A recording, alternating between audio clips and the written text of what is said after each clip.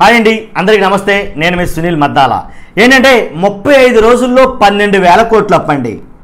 ఒక్కసారి కంగారు పడకండి. 35 రోజుల్లో 12,000 కోట్లు అప్పు ఎక్కడ, ఎవరు, ఎప్పుడు చేశారు, ఇది నేను చెప్పబోతున్నాను. అంతకన్నా ముందు మీకు విషయం చెప్పాలా.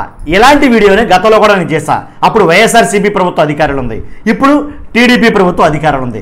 వైఎస్ఆర్సీపీ ప్రభుత్వాలు అధికారంలో ఉన్నప్పుడు చేస్తున్న అప్పుల మీద కొన్ని వీడియోలు అయితే చేశా. మరలా సేమ్ అదే పరిస్థితి వచ్చింది. ఏంటంటే కనుక ఏదైతే చంద్రబాబు నాయుడు గారి ప్రభుత్వం ఉందో, ఈ ప్రభుత్వం దాన్ని మించి, అదే అంటారు కదా, అంతకు మించి 100% 35 రోజుల్లో 12,000 కోట్ల అప్పు మామూలు విషయం కాదండి.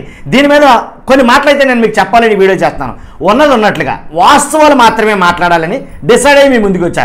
కాబట్టి ఖచ్చితంగా మీరు నాకు మోటివేషన్గా ఉంటుంది. ఒక లైక్ అయితే చేయండి. ఈ వీడియోకి ఎండ్ వరకు చూడండి.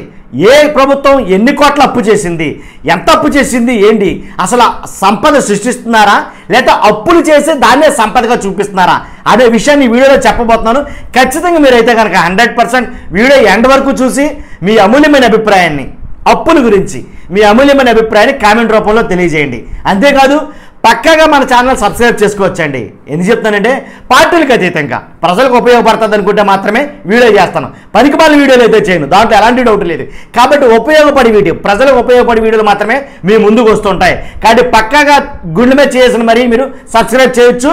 ఫస్ట్ లైక్ చేయండి. చేశారు కదా. 35 రోజుల్లో 12,000 కోట్ల అప్పు అండి. 1, 2 కాదు, 12,000 కోట్ల అప్పు.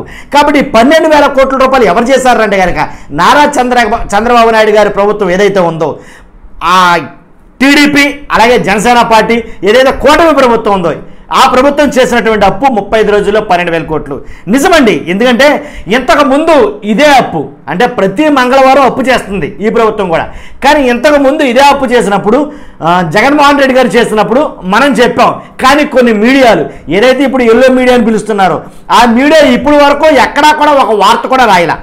చంద్రబాబు నాయుడు గారి ప్రభుత్వం కూటమిలోకి వచ్చి, కూటమి అధికారంలోకి వచ్చిన తర్వాత 35 రోజుల్లోనే 12,000 కోట్లు చేస్తే ఎక్కడ కూడా వార్త రాలేదండి, ఎక్కడ కూడా న్యూస్ కనపట్లేదండి.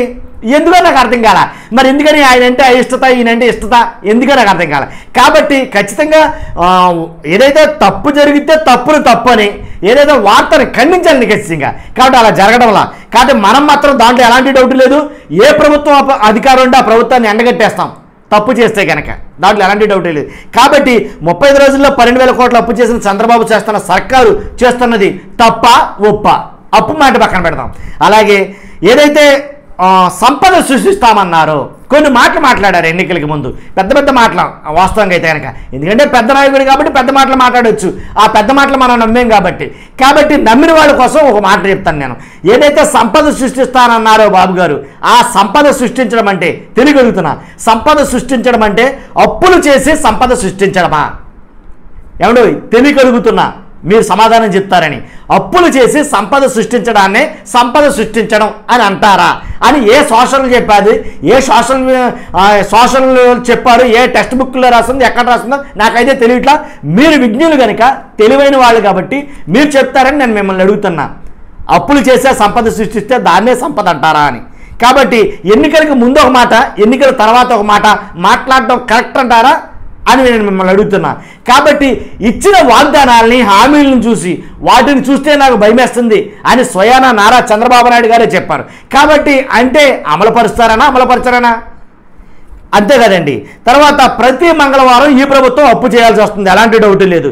25వ తారీఖు 6వ నెల ప్రారంభమైన 2,000 కోట్ల రూపాయల అప్పుతోటి ప్రారంభించిన ఈ ప్రభుత్వం తర్వాత ఈ నెల 2వ తేదీన ఒకేసారి 5,000 కోట్ల రూపాయలు అప్పు చేసింది.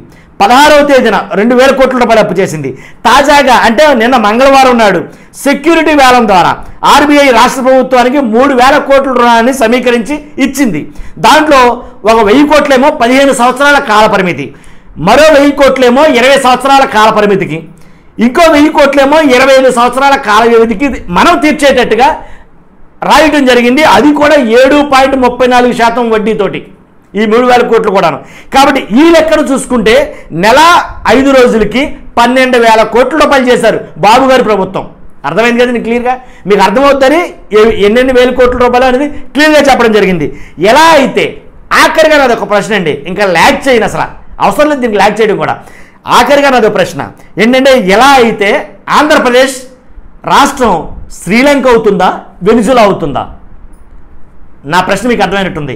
ఇలాగా 35 రోజులకే 12,000 కోట్ల రూపాయలు అప్పు చేసిన చంద్రబాబు సర్కారు గారు ఏది ఇలా అయితే కనుక ఆంధ్రప్రదేశ్ శ్రీలంక అవుతుందా, వెనిజులా అవుతుందా, లేకపోతే అమెరికా అవుతుందా, ఆస్ట్రేలియా అవుతుందా?